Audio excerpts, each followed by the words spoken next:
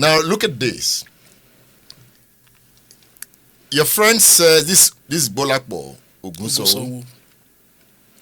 He says here, it's also gratifying and commendable that unlike the sad experiences of similar political writers of the General Augusto Pinochet era in Argentina or currently in Lebanon, the triumvirate of Nigeria's former head of state, Yakubu Gowon, Shehu Shagari, and Olusegun Obasanjo, who received most of Tola Adeniyi's literary savagery, wow, were not tempted to take physical action against him.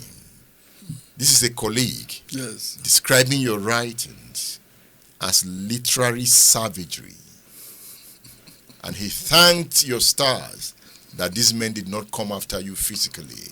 Did you ever meet Gowon one-on-one? Of course. I met him when he was head of state. I met him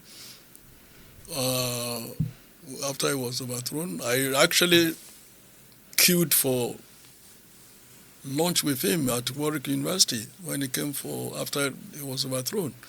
He looked back, I saw me, I told him he should let me carry his tray. I said, no, are you here again to insult me, to fight me, to abuse me? I said, no, sir, Your Excellency. That was in 1977 at Warwick University. I was then in Lancaster University. But you saw it coming? That was going to be overthrown? Yeah. Of course, yes, of course. Murtala Mohammed and Co. Yes, I saw it. And I saw Murtala. I wrote editorial and sketch a week before Murtala was killed, drawing his attention to his security, and that I hope something untold will not happen to him soon. I wrote it, and he was killed that week. So you saw that space there? Yes. It was not security conscious? No, and I wrote an editorial on it. Why was he not that conscious about his security? I think he has, I may be wrong, I think he was a man who believed he would have a violent death and was not scared of it, of the thought. I think he was conscious of being a martyr, that he was very conscious of it. Was he a violent man? By nature, yes. Very. Because I've read stories about him during the war. Yes.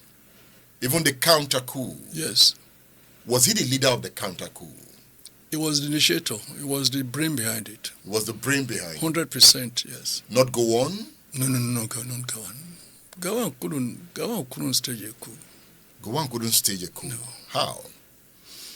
Gowon is not a violent person. Not a violent person at all. And Gowon is not power hungry. He's not after power.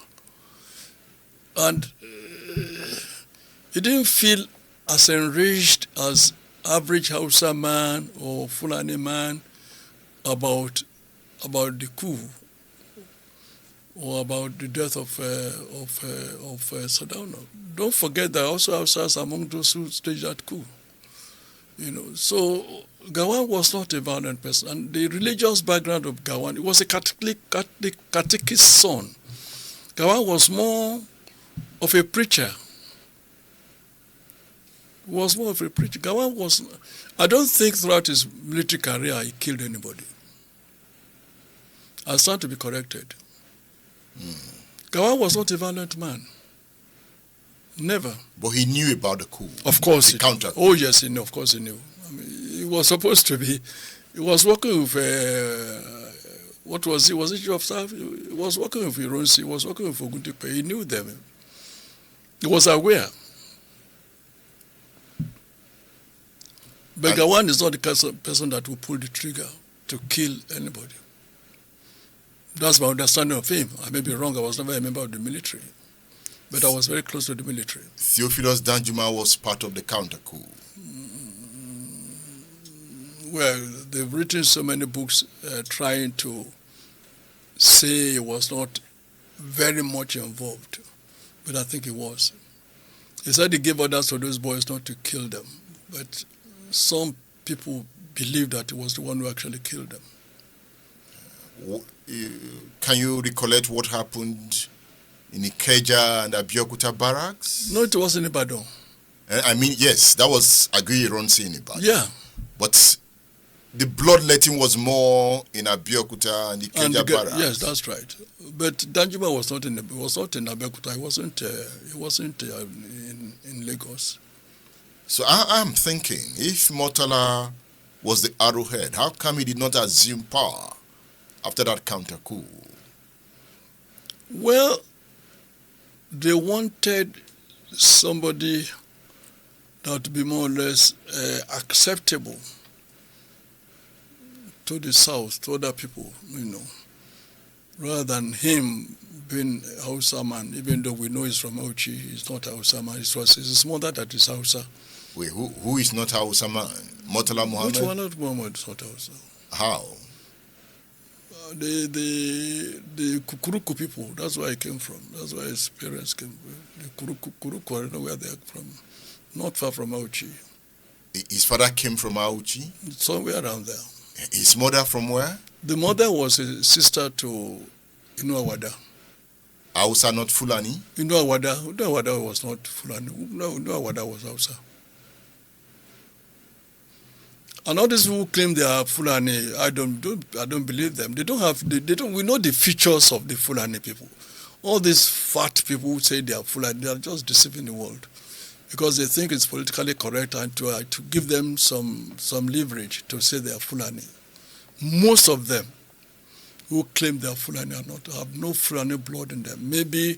Perhaps some Fulani man married some Fulani woman from outside woman and so on. But I've seen so many of them clear. I don't need to mention their names, but we know them. Huge, fat-bellied people saying they are Fulani. No Fulani will have fat belly.